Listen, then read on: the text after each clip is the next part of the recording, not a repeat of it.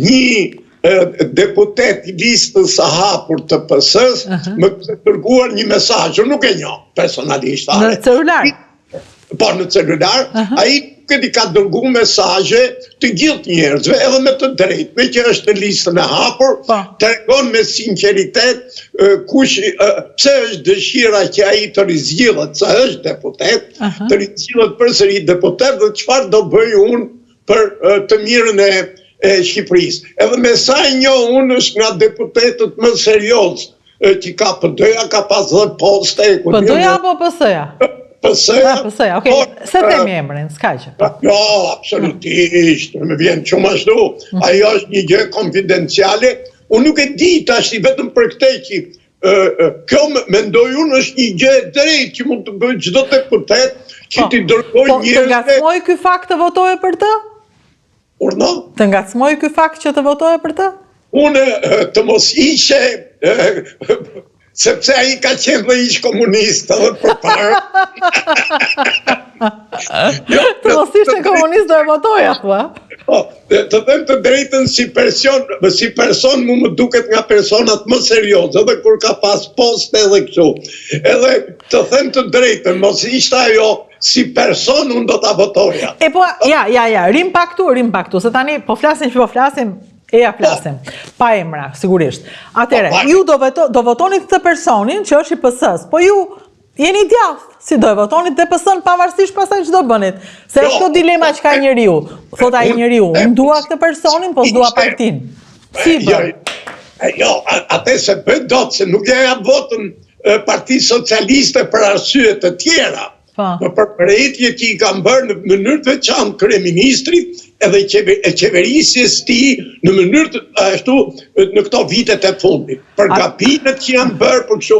Por është puna që njeriu nga një herë duke pas simpatira personale mund edhe të shkasi, domethënë ato bindjet e veta që mund të ketë.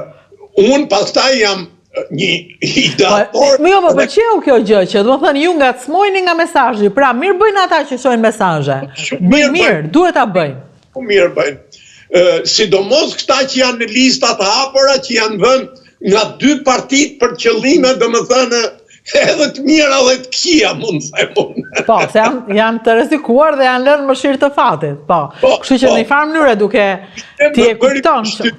Edhe një deklaratë që kishte bërë ai Erion Braçja ku thonte që në këto votime nuk ka luftë elektorale. Edhe e thonte këtë domethënë që është lufta brenda grupit. Brenda grupit, sepse thotë deputeti është vënë në vende që as mund të bëj dot as vetëm atë partisë, jo për të lidhur direkt me votuesin, për t'i qarë hallet votuesit. Duket ai indirekt tregon atë që ai duhet ishte në lushje si kandidat në listë edhe jo në Tiranë. Po pak najësit brenda grupit e krijuan këtë e qartë. Por jo, më ngeli mendja te kjo, gjithsesi domethënë që një njeri dërgon mesazh, ju duke menduar për këtë njeriun, se ju jeni tani duhet ta pranojmë, ju jeni njëri që e doni Shqipërinë atë dhe unë, por nga ana tjetër ju nuk jeni me Partinë Demokratike për shkak të njohjes që keni. Ndërkohë, nuk jeni me Partinë Socialiste për shkak se nuk jeni me ta. Atëherë ju jeni njëri lëkundur, që ju mund të lëkundeni në kuptimin e votimit, apo jo? Ju e dini edhe në emisionin që kemi bërë më parë, unë kam bërë thirrje të votohet për partitë e reja, për njerëzit e ri, ti shikojmë. Jo se kam një bindje plot. Por ju thoni për partitë e reja, por duke qenë se ju nuk keni një të ri që e pëlqeni për shembull më shumë, Arlindin apo Adriatikun, atëherë ju në momentin që dikush ju thot një gjë që ju mbush mendjen, ju logjikoni dhe thoni ja jap. Pra ju ngelem te kjo që ndodh me një njerëz që ngacmohet dhe thot, po mirë, le ta votoj unë Jorida Tabakun, le ta votoj unë Erion Braçën, le ta votoj unë Fatmir Xhafaj. Por ka këtë e votoj, thot Joritën, se do votoj Joritën që më pëlqen edhe PS-n që e kam qef. Do votoj Erion Braçën se është shumë I mirë ai, edhe PD-n se I përkas. Dhe këtu mund të ndodhi ngatresa, që s'duhet të ndodhi. Pa ne edhe e përmënda, do më thënë këte si... Sepse kemi ndjerë dhe vetë ka të ngjarë, këtë prandaj.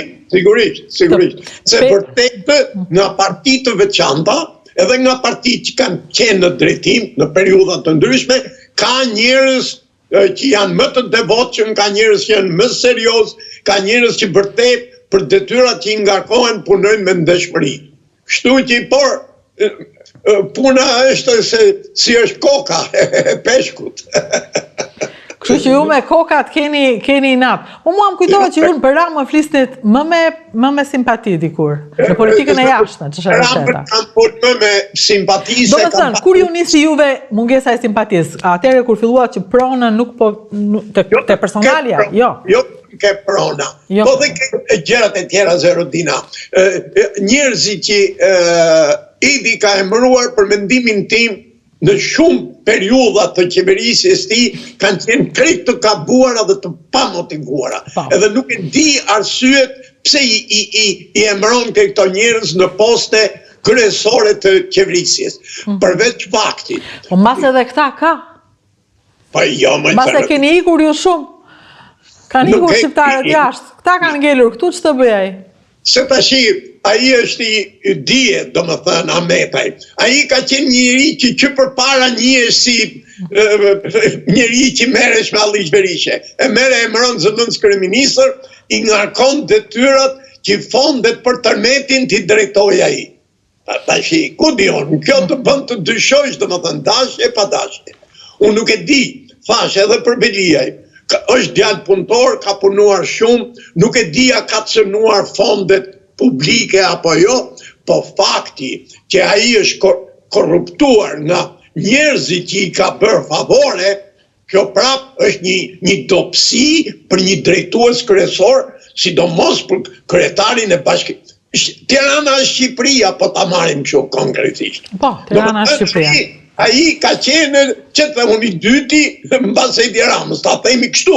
Jo se, por fakti që ai drejtonte qytetin më të madh, kryeqytetin e Shqipërisë, qytetin ku është pothuajse gjysma e popullsisë që ka Shqipëria, atëherë të lutem shumë.